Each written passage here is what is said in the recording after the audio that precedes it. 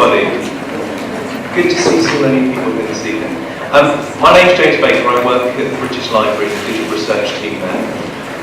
And it's my absolute pleasure to chair a session which features our early career researchers, the folks who will be the folks who do the research, which is spoken about perhaps more in the media in 10-15 years' time. And we're thinking through some of the problems which we'll explore today.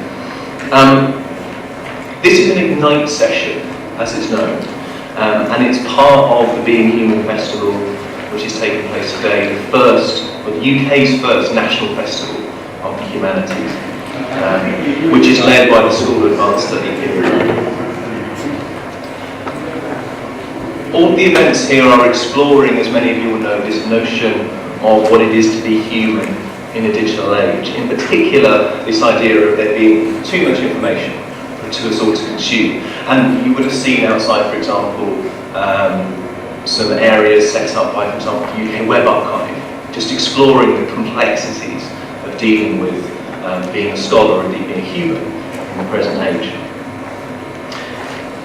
We have a hashtag for today, for those who tweet, which is up on the screen right now. And hopefully some of you will get going on the back channel as we're going through this session. And I've been asked to ensure that you all complete your feedback forms, which will be handed to you as you come in, so please do give those back. The format of this session is going to be quite fast and quite interesting. Each speaker is going to have 5 minutes, and each speaker is going to have an automated set of slides. And then we're going to have a quick turnover and the next person. At the end of all that, we're going to ask you all to offer some questions and we'll circulate mics for the rest. Hopefully we're going to get some questions that cut across some of the talks that are going to take place this evening.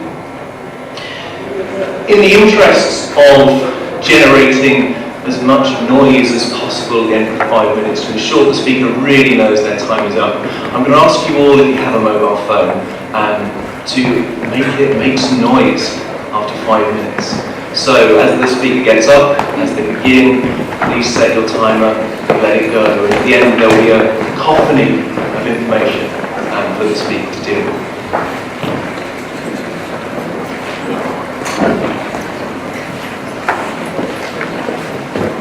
Okay, so in the interest of time we'll get going. Hopefully you've all got a handout, so I'm not going to read the bios of each of our speakers and the kind of general topic that we're talking about. But our first speaker is James Setkovsky from the University of Oxford. Don't say time is just...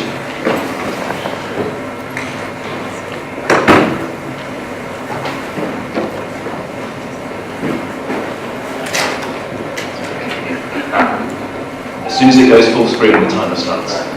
No, sure. Can I set my own timer so that I have a sense of where we're going? I'm going to consider this the authoritative timer as well. I promise on the timer. I think the slides will show you that. Okay, yeah, go ahead. Alright, so I want to start by talking about the way that people talk about being human in the digital age and offer some problems that I see there. So the first quote comes from a guy called Torkel Klingberg, cognitive scientist, who wrote a book called Overflowing Brain. He says that these days we have to take on the torrent of information that the digital society discharges over us. The next quote comes from David Foster Wallace, probably the high priest of information overload. Our culture, says Wallace, is a culture of, quote, total noise, quote, a cultured volume of info and spin and rhetoric and contrast that I know I'm not alone in finding too much to even absorb, much less to try to make sense of or organize into any kind of triage of saliency or value. I think these are both right as far as they go, but the problem is where they don't go. When you talk about the digital age as being an experience of sort of lonely humanity in the face of an overwhelming flood of information, you miss where the information is coming from. It's coming from somewhere. So I suggest that we need to pay more attention to the ways that the digital age compels us to be creative. So I want to look at a couple different cultural spheres. For the first one, Chase Jarvis. That guy. At South by Southwest Festival earlier this year, gave a speech called Creativity is the New Literacy. He's the founder of a company called Creative Live. He suggests that teaching kids how to be creative is going to be the way that we solve the problems of the future, energy, climate, humanitarianism, etc. Commentators sort of praise the nobility of these sentiments, but suggested that maybe Jarvis's speech has more to do with the conditions of the global labor market, when even fairly mid-range intellectual jobs are getting done by robots and by people in the third world. You really want your child to be the guy with the idea for the new app, rather than the software designer who's been hired to work on the new app and is competing with Indian software developers who make a third of their salary. I suggest that this would be the real reason that creativity has been the number one buzzword on LinkedIn 50 years running. I don't know why that's happening.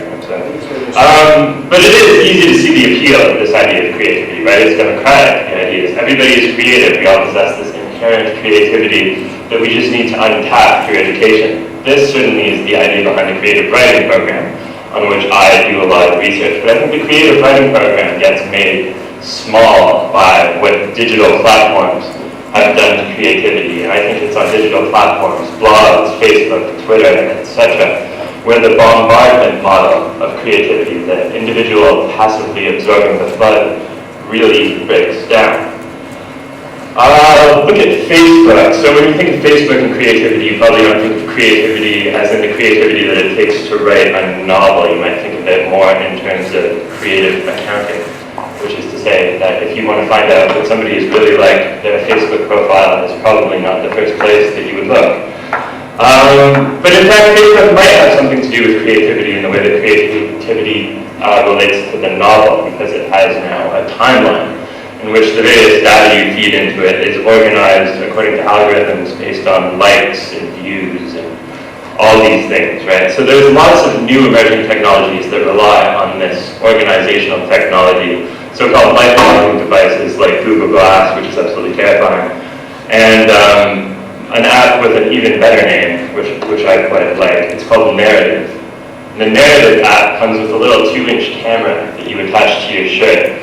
And it's set to take a photo automatically every 2 seconds, and this photo is automatically uploaded to a smart hosting service that automatically creates a narrative without you even doing anything. So this, I would suggest, is sort of the logical endpoint of creativity in the digital age, where basically you just clip a bit of technology onto your shirt, and just like that, you have become a producer of creative content.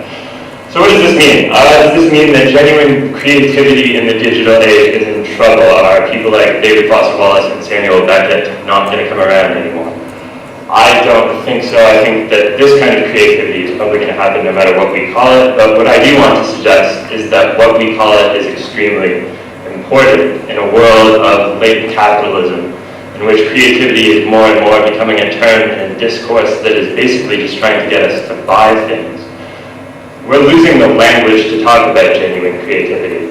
And I think that's the problem. I want to finish by suggesting that when we think about what it means to be human in the digital age, we need to think about how we're creating that digital age as well. Because if we don't pay attention, the idea of creativity is going to turn into something that we don't even recognize anymore pretty quickly.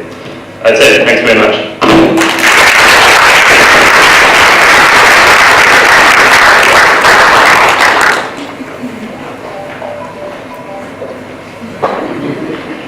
It's good when your first speaker finishes before all the alarms start going off. Okay.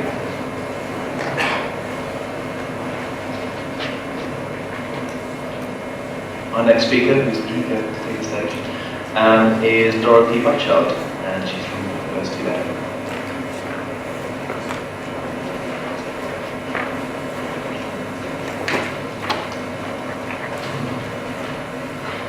So today my talk is about boredom and overload, and of course the Ignite format's perfect for this, because if you find yourself getting bored, there's only 5 minutes to go. And also the link at the bottom of the screen is credits and references. So in 1995, the poet Joseph Brodsky declared that boredom represents, quote, pure, undiluted time in all its repetitive, redundant, monotonous splendor. And I was reminded of this recently when I saw a friend's tweet which simply stated, Twitter is so boring. It got me wondering, what is boring about Twitter? Is it similar to Brodsky's idea of undiluted time? Is everybody else also bored on Twitter? The philosopher Brian Sumi has suggested that the answer is yes. Boredom, he declared, Who hasn't experienced that on the internet? Link after link, he said, we click ourselves into the dark.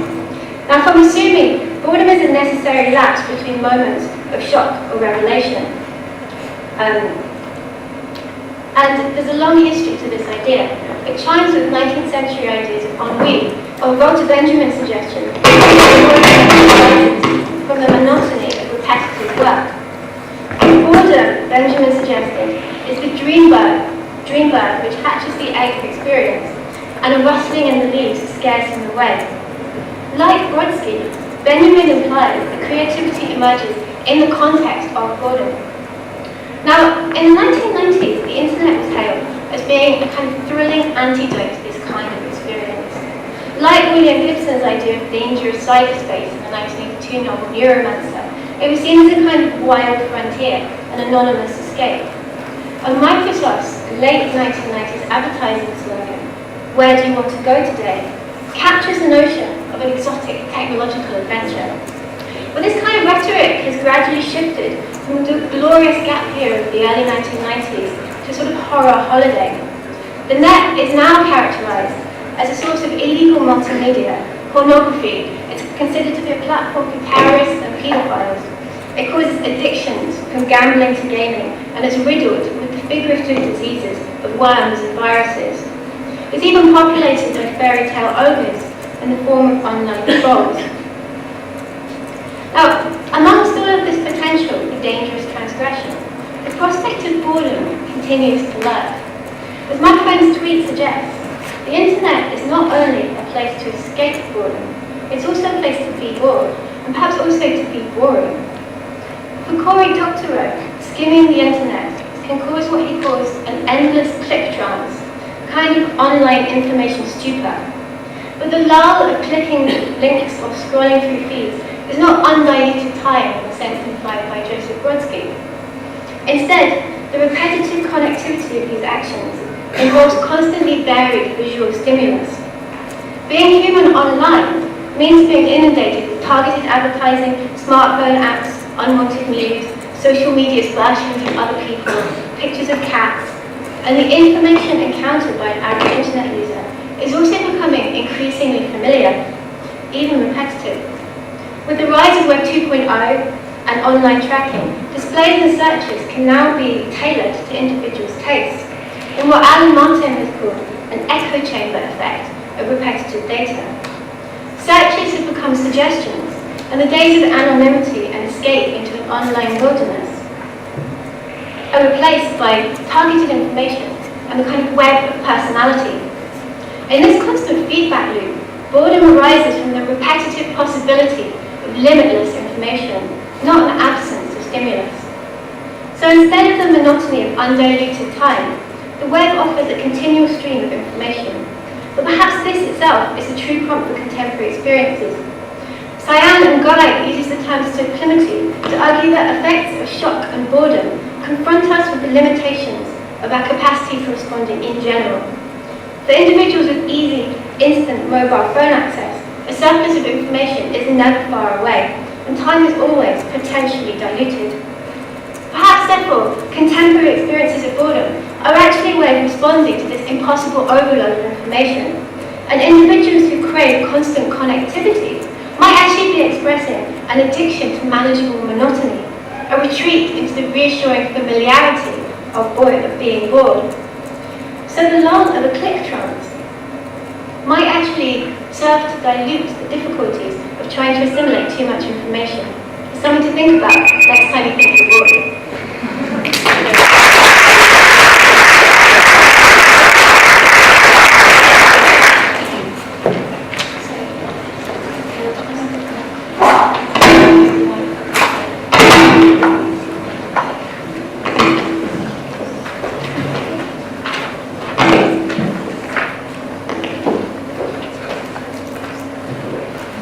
I apologise for some of the sound issues. Hopefully they will magically go away.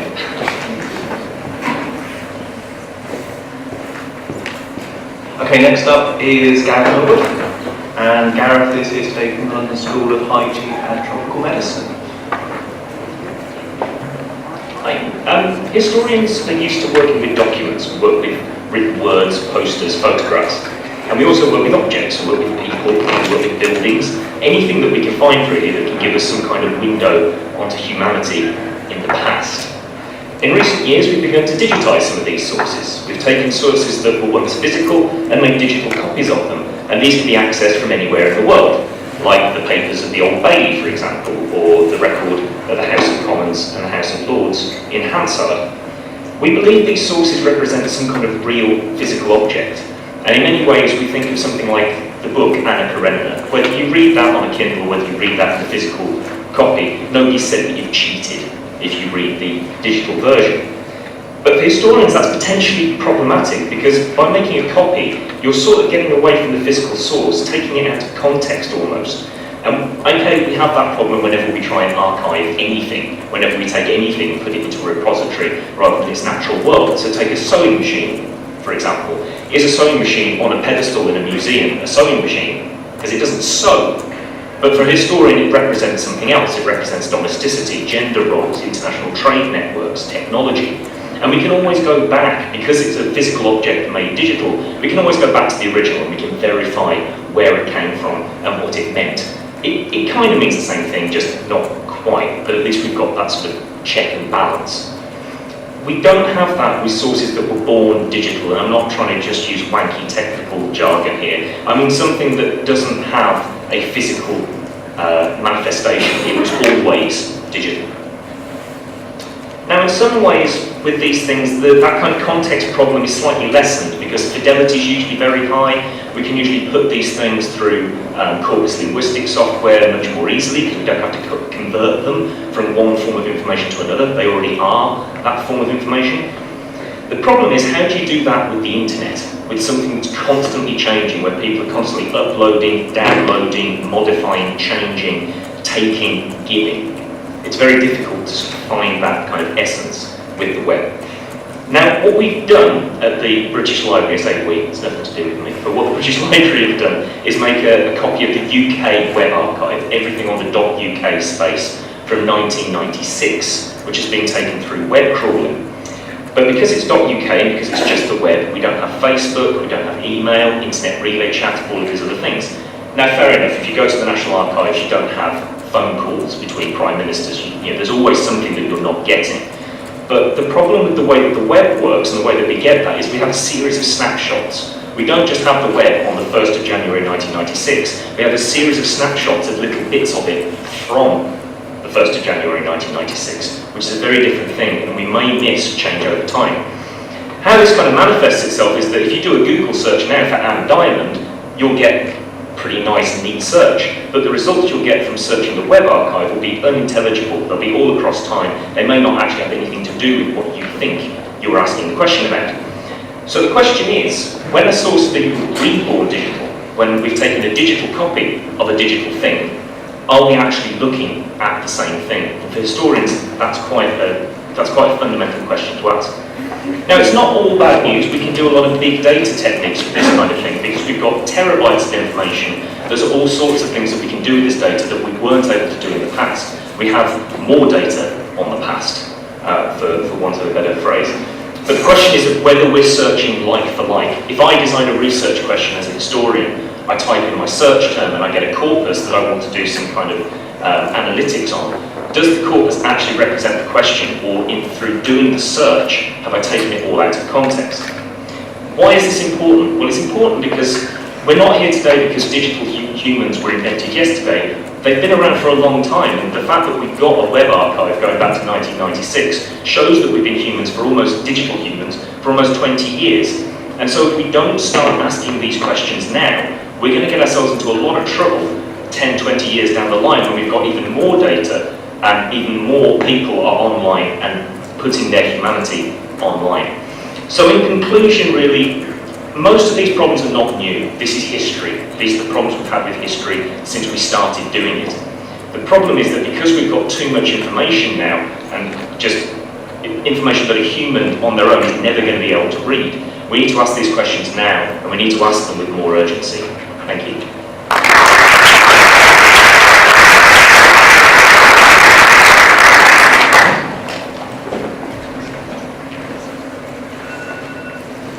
Okay, we're running remarkably under time, I believe. Next up is Daniel Powell from King's College, London.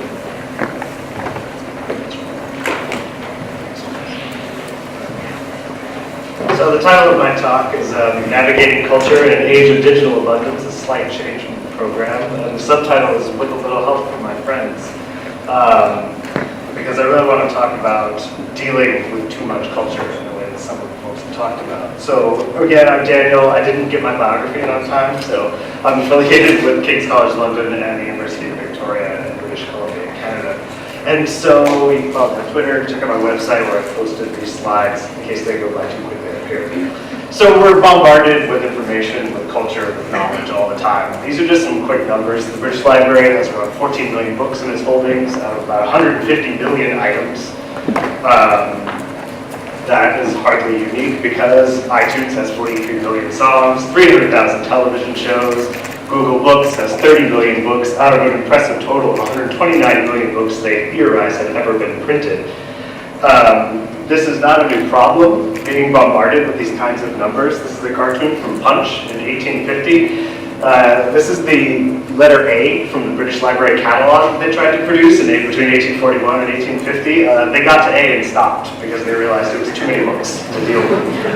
However, they've learned some things since then. This is the project that they're doing right now. They've released 1 million images onto Flickr for you to take and do whatever you want with, but also for you to organize, for you to attach information to, and say, that's a ship in this picture, because we don't know what it is. Now, we do things like this all the time. We take things on the internet and we talk about them. We do it on Amazon, we trunk it right on a suitcase to say, yes, my child really enjoyed this, or no, the suitcase was a sham. You know, we have a community of when we buy things. We also have communities of knowledge. This is not just how we comment on consumer goods, this is how we actually build our understanding of the world. This is the Wikipedia page on the Iraq War. I can go and edit this right now. You can go and edit this right now. It's been deleted in its entirety in the past. And this is, I think, a different way of building knowledge and of building culture than has been easy to do in the past. It's not that it never happened, it's that it was difficult. And now it's very easy for us to connect socially and build new forms of knowledge and new forms of culture. And a lot of that's happening right around the corner. Jeremy Bentham left hundreds of thousands of pages of his writing to University College London that have never been transcribed. So to the internet and to you, searching on Google, they're visible. They're getting people to transcribe them now, so you can search them. What's on the Menu is a project of the New York Public Library. They have a huge collection of restaurant menus. New York is a food town. Nobody knows what they say. Nobody knows what they were serving in 1945. Now you can go record what they're serving. It sounds boring. People get really into it. Zooniverse, this was actually a grad student project that he had to figure out how to classify millions of pictures of galaxies from the Deep Space Survey, and he said, I can't do this, so he opened it up, and it was all done in 2 weeks or something absurdly quickly like that because people really got into identifying these pictures. But we can do things more complicated than just identifying pictures. We can start producing scholarly work on platforms like Wikibooks that anyone can go and edit, that I can change, that you can change, that that is accessible to anyone. And so what this means to me is that the way we do knowledge, because it's an active thing, is changing. It's less people like me standing up here on stage talking in a room full of people, like this huge lecture hall, and it's less culture being talked at you. It's less around the television set and more you on YouTube, perhaps making slightly more intelligent comments than you usually find on YouTube, but taking an active role in building a type of culture. It's sitting around a table and figuring out what that book is going to be about, what that article is going to be about, what your new video is going to be about. Like, culture is no longer me in a room or you telling someone what to do. It's us creating culture together. So instead of a one-to-many broadcast type model, we're a network. And Wikipedia is a network. These types of crowdsourcing projects are a network. That little white space in the middle could be anybody. It could be you, it could be got too close apparently. And that is, I think, what's really key to understanding too much information. It's only too much information if we don't work together to figure out how to build the filters to make it usable. We have 43 million books. If everybody goes in and says this book is about science, then that's one step. That's a really simple step. You can say this book is about plants. This book is about tropical plants. This goes down the hierarchy. So the only way to deal with information overload is to actually work together in a network with a little help from my friends, the Beatles. And so The moral of the story is we're never going to be able to deal with information if we don't come together and figure out how to build the systems to work together in order to draw what we need from it. Thanks.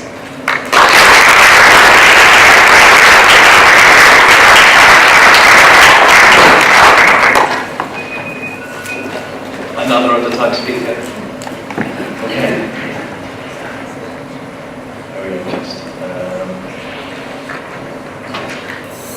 Next up is Charles Lee. Can I actually just test the microphone? Yes?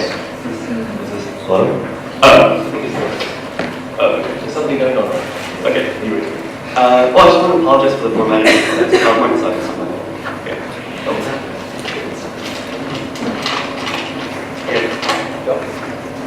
So the title of my talk comes from the Mahapasha, which is a Sanskrit grammatical text around the 2nd century BCE. It appears in a discussion on the relationship between sound and language. So the grammarians wondered, how could a word pronounced in the varied accents of different people, spoken at different speeds with different pitch, be recognized consistently as one and the same word over and over again? How could even a single phoneme like ah or oo, these smallest distinctive units of a spoken language, be recognized over and over again? The assumption that underlies this discussion seems naive, but it was actually incredibly important and central to Sanskrit culture. And that is that each word has an ideal phonic form, and each time that word is spoken, it's only an approximation. It's different every time. So speech is a noisy, unreliable medium of communication. This is not only a philosophical issue in ancient India, but also an incredibly pragmatic one. And this is because for the first 1,000 years or so, Sanskrit texts were transmitted entirely orally from one person to another without writing. And for the most sacred of their texts, the Vedas, they developed a set of complex oral algorithms to ensure they would be passed on correctly. So let's take the first verse of the Rig Veda. This verse would be not only memorized and recited and passed on in this form, but it would also have been encoded and memorized in a number of different modes of recitation that repeat the words and add redundancy. So this is one of the simplest forms, called the Jatapaka form. And how this works is it takes the first two words, repeats it backwards, and then repeats it forwards again, and et cetera, et cetera. And so if we look just at the first two words of the Rig Veda, Agni Ire, the Jatapaka form becomes Agni Ire, Ire, Agni Ire. So you see it's word 1, word 2, word 1, and then word 1, word 2 again.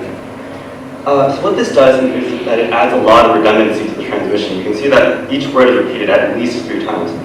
But it's not just repetition, because there are actual subtle changes in the repetition. So for example, Agni in the Jatapaka form becomes Gni in some cases. And this is due to what are called Sandhi rules. In Sanskrit, there are rules that govern phonetic changes of the word boundaries. So what happens is that this actually adds more information to the transmission. It's not just mere repetition. And this extra information can be used to detect errors incorrectly.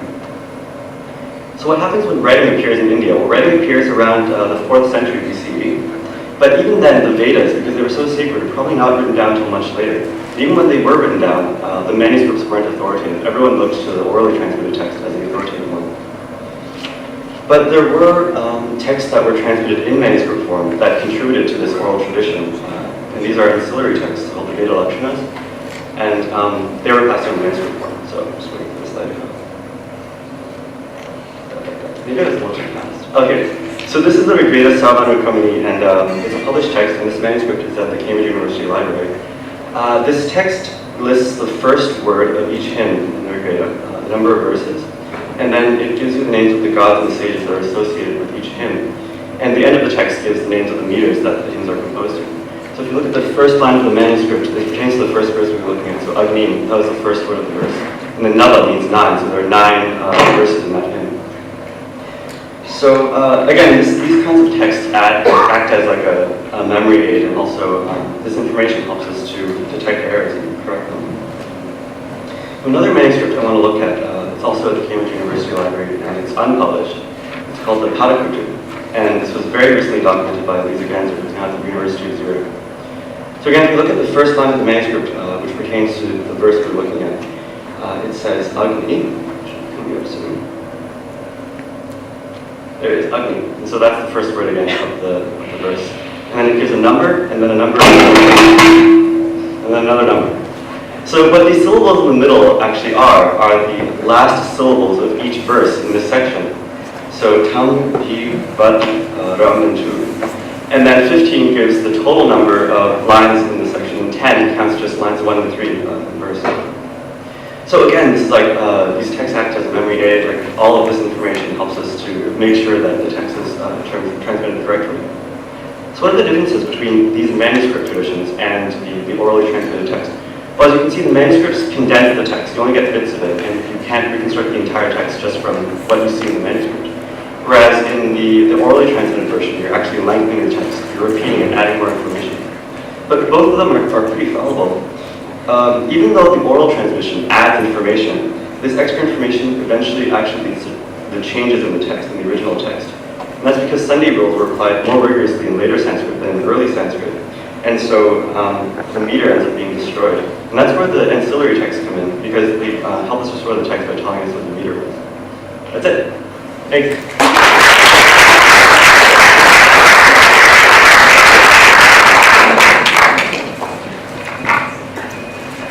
Okay, another Sanskrit. We're getting a trend. Okay, next up is Isabel Bruggemont, and she's from the University of St Andrews.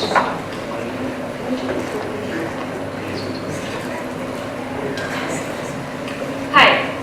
So today I'm going to tell you about one of the most unique and surprising revolutionary movements of our time, the Zapatista Army of National Liberation. The group was born in the mid-90s in Chiapas. Chiapas is Mexico's poorest state and is mainly peopled by indigenous communities.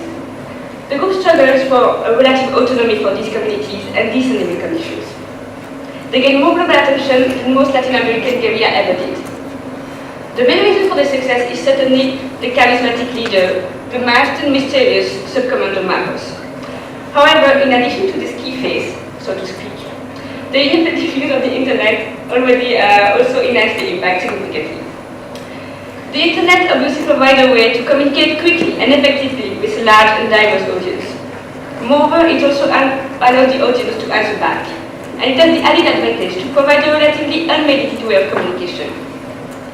Contrary to the other state-dependent media, this makes it difficult for the government to misrepresent or cover up a revolutionary movement. In the case of Chiapas, the Mexican government agreed to ceasefire 10 days after the beginning of the fight, even though the Mexican army was in a superior position. The main reason for that was the mass of information that was escaping Chiapas through the internet. News of this social struggle was undermining the image of the solid and stable Mexico the President Carlos Salinas wanted to protect onto the foreign investors. This proves that in our internet era, information is more powerful than bullets. So, contrary to popular belief, the Zapatista didn't organize themselves the internet support networks. Most Zapatista communities didn't have access to electricity, let alone a computer. So the communiques was first printed in the press and then uploaded on the internet by sympathizers. This enabled them to balance the official media's image of a violent gang who was threatening Mexico's peace and unity. Later on, the Zapatists started to use the internet more consciously, sending out messages to other social movements, therefore creating ties between different causes. Ultimately, this allowed them to organize several international summits where thousands of people met to discuss issues of globalization and neoliberalism.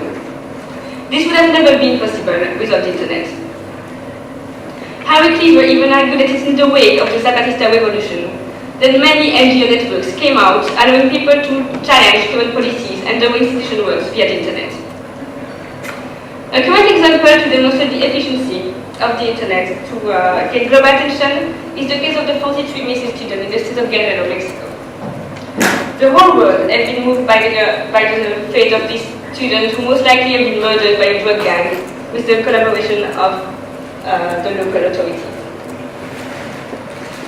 There is no denial that internet is a good tool for social activity. But one can wonder, how efficient can it be on the long run? 20 years after the Zapatista uprising, the living condition of the indigenous community in Chiapas did not significantly improve. They do run their own school and hospital, but they do so with very little resources. Moreover, the Mexican army is still present in the state to suppress social discontent. So we can think about several reasons to explain that. First, the internet allows a relatively shallow involvement with a forest struggle. We sometimes led to believe that liking, commenting, sharing, or signing petitions on Facebook is already enough commitment. Moreover, we are exposed on a daily basis with countless tales of tragic situations all over the world. It can be hard to engage properly with any of them, or to differentiate facts from social propaganda. Finally, the Zapatistas, like many other similar social movements, have been victims of the internet-related buzz effect. They received a lot of attention at first, but then gradually fell into oblivion. In conclusion, we can say that even though the internet has its pitfalls as a social activist tool, it really contributed to Satan's focus. With the growth of the internet, the power of public opinion increased, and therefore social activism switched its focus from weapons to words. Thank you.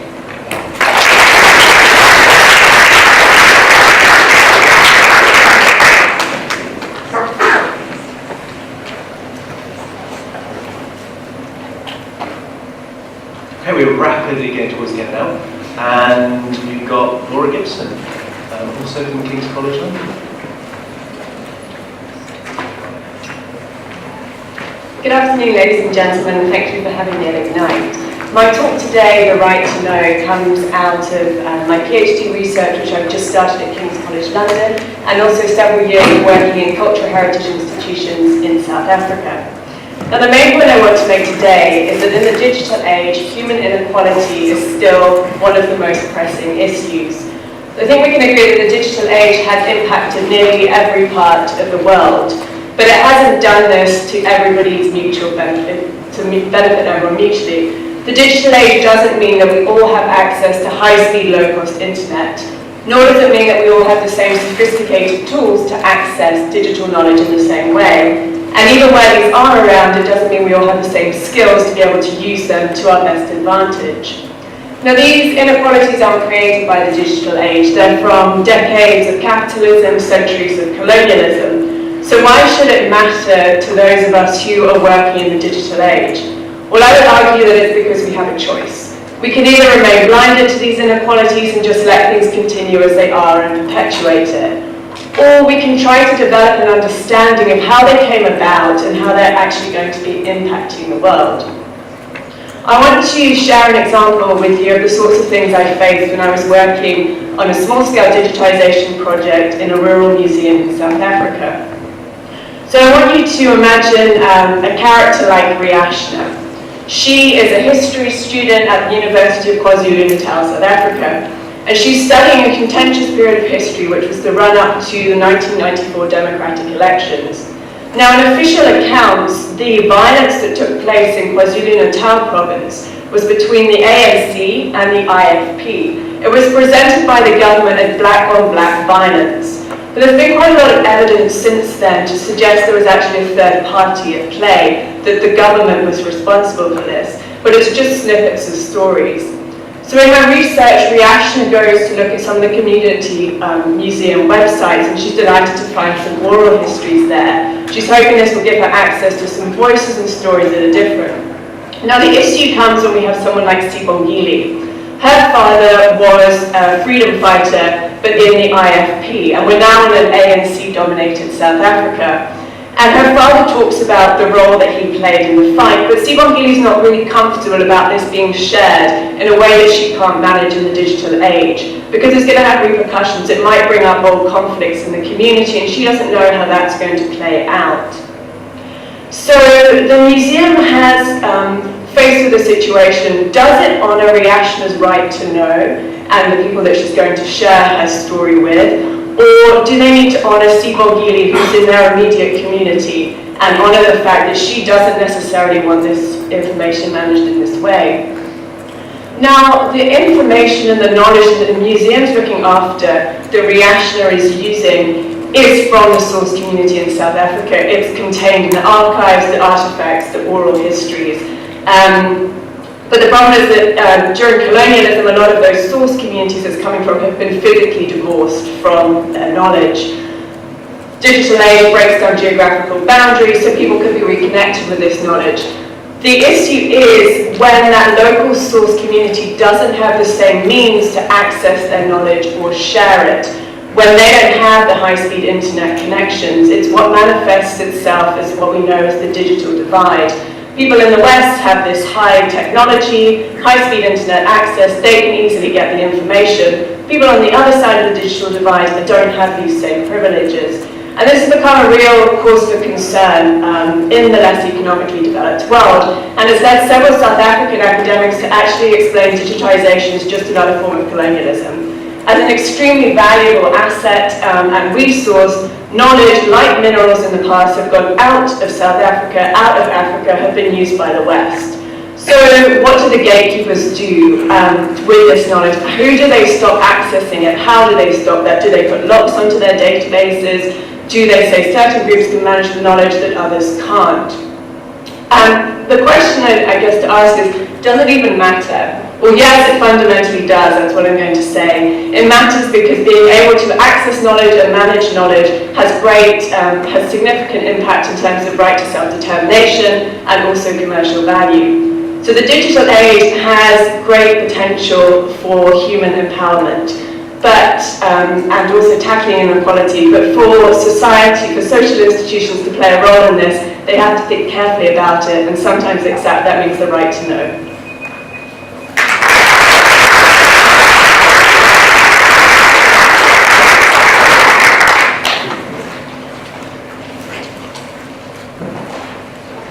Okay. Next up is Molly Schwartz from out of the UK.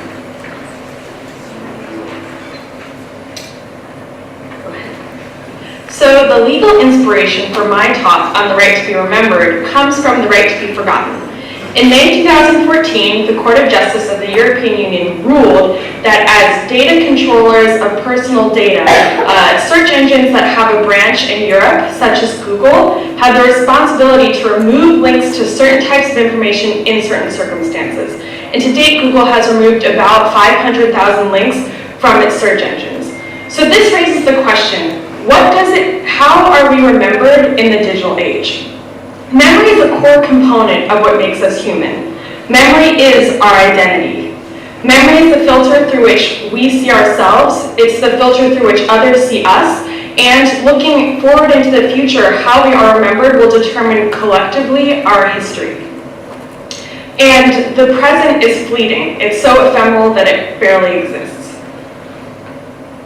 I don't know if these are actually rotating. So,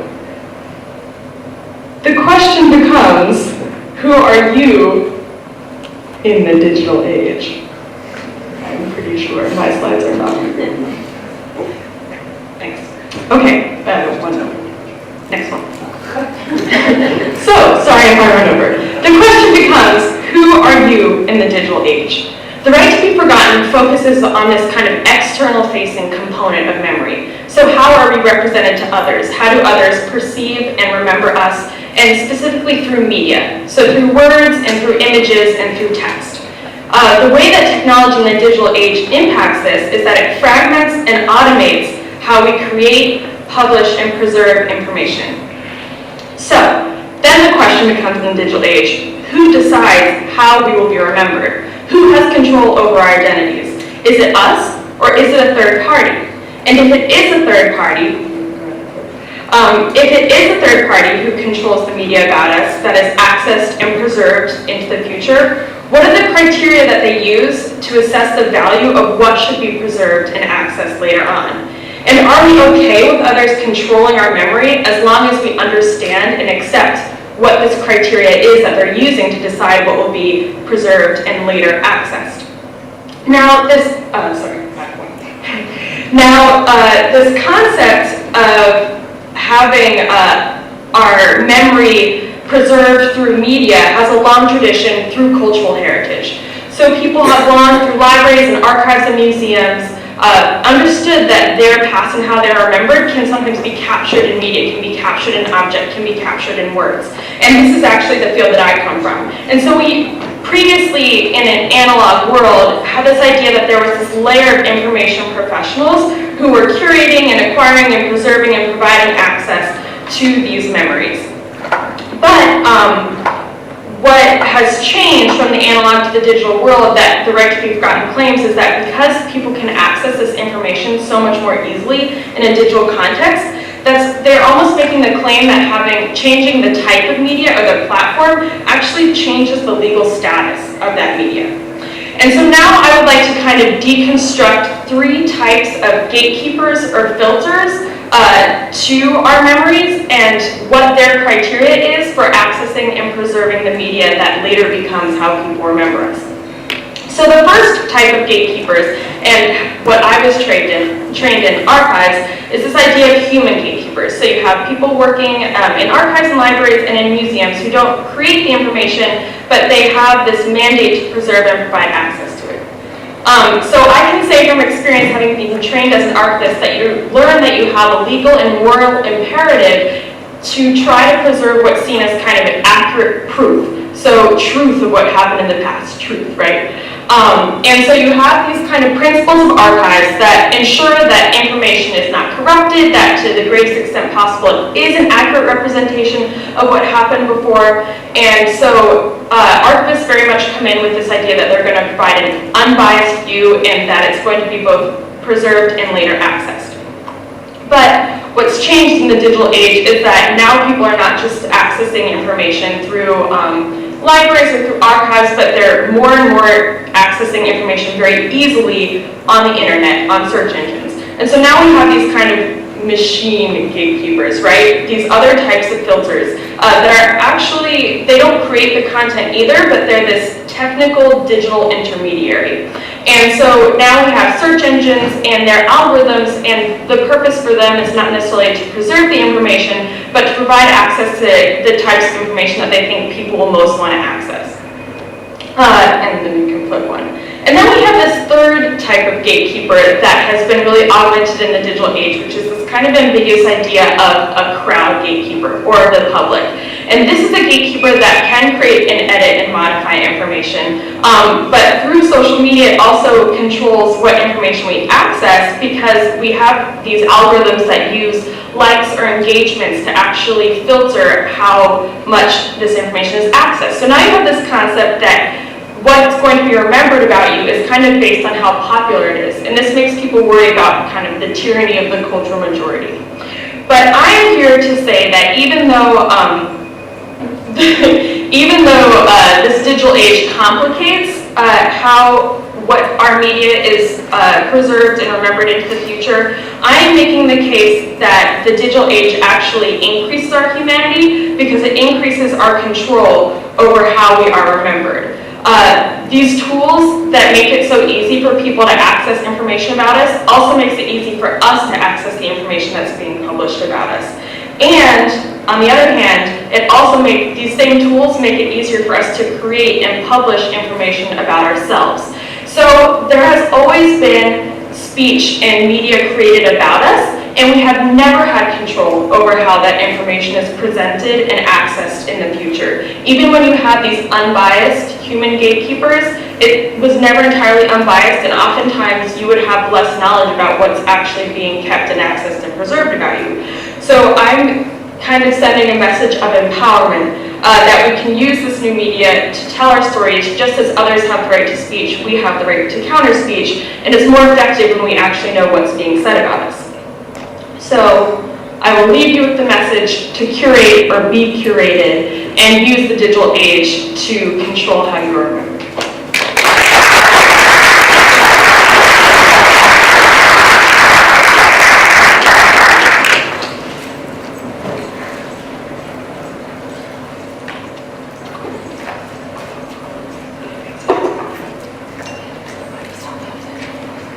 And finally, we've got Victoria Betten, who's a Programme Director at Leeds and Media Partnership at NHS Foundations.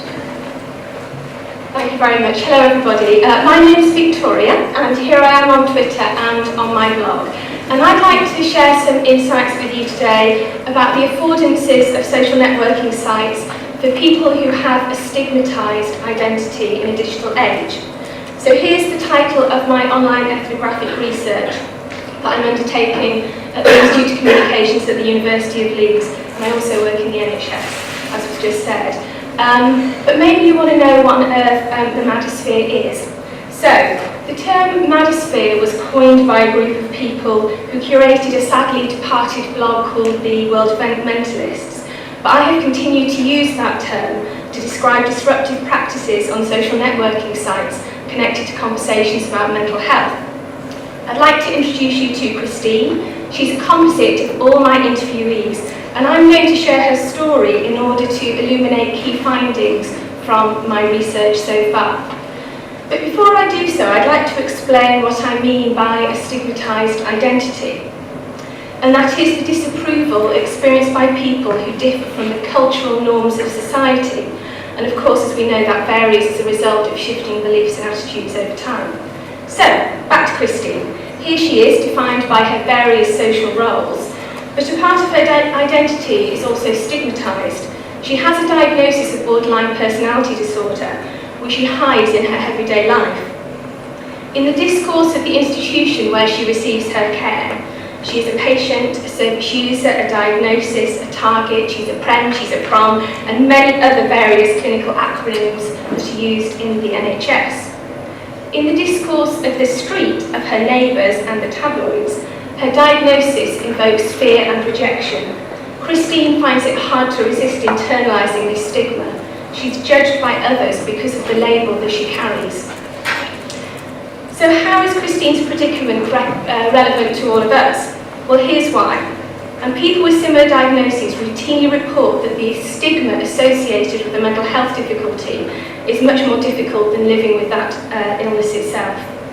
But Christine has found an online community where she can have different sorts of conversations. On Twitter and on her blog, she self-mediates her identity entirely in terms of her mental health. On social networking sites, Christine produces her own narrative, which contests that of the institution and that of mainstream media and the street. She has found a community of people with the same diagnosis, and she has accelerated her recovery and her ability to live well with that diagnosis through the support that she gives and receives from her peers. In fact, she often bypasses the professionals entirely. When she live tweeted her inpatient experience, she felt more supported by her online community than by the professionals who were paid to care for her. And she used that validation to successfully challenge the NHS Trust concerned for the lack of care that they gave her. And all these activities have enabled her to build the confidence to take productive risks, sharing experiences and emotions online that she would rarely have the confidence to articulate offline. And over time, she has accumulated expertise that not only her peers, but actually professionals, psychiatrists, psychologists, have begun to look to her and her blog and her Twitter account for guidance and direction. And her sense of agency has been reinforced through collective action that she has participated in online, challenging mental health discrimination. She's making an active contribution to public life through this self-mediation. And whilst her diagnosis can often feel like a deficit in her day-to-day life, in the Madasphere she has built influence, autonomy and recognition. That deficit has become an asset in an online space.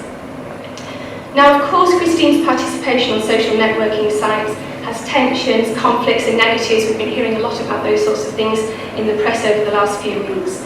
But for her, it is a site of resistance against the dominant discourse of the street and of the institution, and for her to engage in those discourses in order to contest and challenge them. So in conclusion, I'm indebted to the generosity of all the Christines who have shared their experiences with me, helping me understand what it's like to have a stigmatised identity in a digital age, and the social norms and practices in a tiny little space called the Madasphere.